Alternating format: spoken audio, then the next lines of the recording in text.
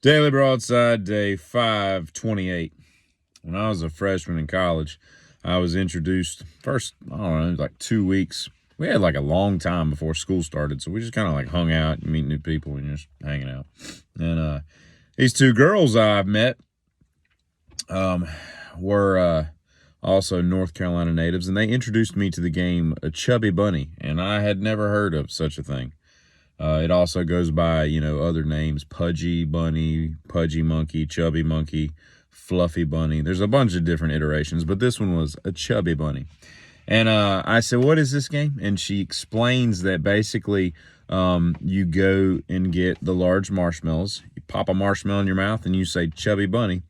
And then if you can say it, and then the whole group agrees that you said it, clearly to where it could be understood, then you pass that round and it goes around the circle. And as people drop out, you just see who lasts the longest, right? And I'm like, you had me at Chubby Bunny. Let's do this. Now, I am admittedly an extremely competitive person. I mean, I talk shit at board games. Like I don't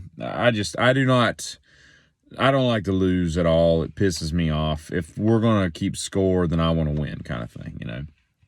So no sooner had they described this than we were down the elevator going over to the little C-store they got there right across the way on campus. Not just a hop, skip, and a jump across the parking lot. We bought like 4 or 5 bags of marshmallows, and at this like little convenience store type thing, and went back up to the room, started playing. So there was like 5 of us playing, and I'm like, let's do this. Long story short, I got up to 28 marshmallows, and I dominated the competition. I don't think that I kept going just to see what I could do. And I think the last person had like 19 or 20 maybe. So I mean, I kind of smoked everybody percentage wise, and I was like, damn, I am an awesome Chubby Bunny player. If only there was money involved in this, Of course, I think the record is like in the 60s. I don't even know how that's possible. He's playing with like mini marshmallows or like cereal marshmallows or something. Because I'm gonna tell you right now, at one point, I mean, if you've ever played this, you'll know exactly what I'm talking about. It gets a little scary once you get close to 20, and plus 20 is quite scary at times, because you really have to, like, there's a mental game to Chubby Bunny, and you've really got to, like, keep your wits about you, because you've basically got this one melded huge marshmallow that can so easily, like, if you breathe wrong, it goes and collapses in the back of your throat. And it did this a couple times, and you got to, like, and you've never felt like choked like that. It's quite harrowing, I should say. And a couple people have died from this. There's at least 2 cases over the years where people died. And, I don't think I want to be the type of person that, dies. I hope that whatever takes me out is just badass. You know what I mean? I could list a bunch of different ways I'd be satisfied with death, but Chubby Bunny is not one of them. And thankfully I didn't die that night, and nor did I know that was even a possibility. I didn't learn that until later on, that, we could have died from that. Okay. And I told him at the beginning, well, I think we played it like a couple years later or something with some different people. And I told him, I was like, look, I can cut your neck open. I know how to do a tracheotomy. It ain't that hard, and I will do it. I will stab this pin right into your neck and rip it open, and we will, get past the windpipe blockage such that you can live. I said, and that's just what this has to take. And they're looking at me like, what kind of game is this, But here's the thing, right? Like, this is the long format of what I'm getting at. I think dying a Chubby Bunny is a lot like, autoerotic death. Remember David Carradine in like Bangkok? He gets, found in a hotel room. He's got like a lasso lariat wrapped around his ball sack and then hanging from a dang closet, And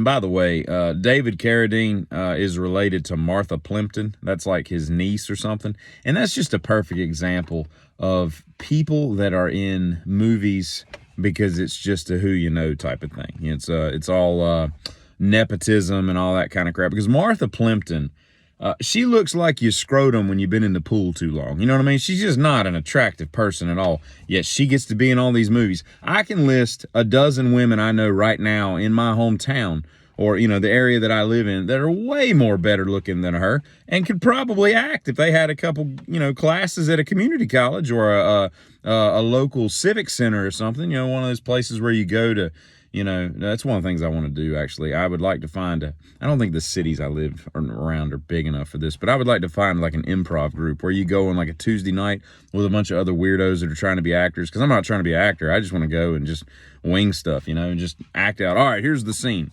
You're at a fish restaurant, and she just cheated on her husband, you know, and they just give you this scenario, and they're like, go, and you just do it. I think that'd be kind of fun. But yeah, so you send somebody to some basic acting classes. They're Martha Plimpton like 4.0, you know?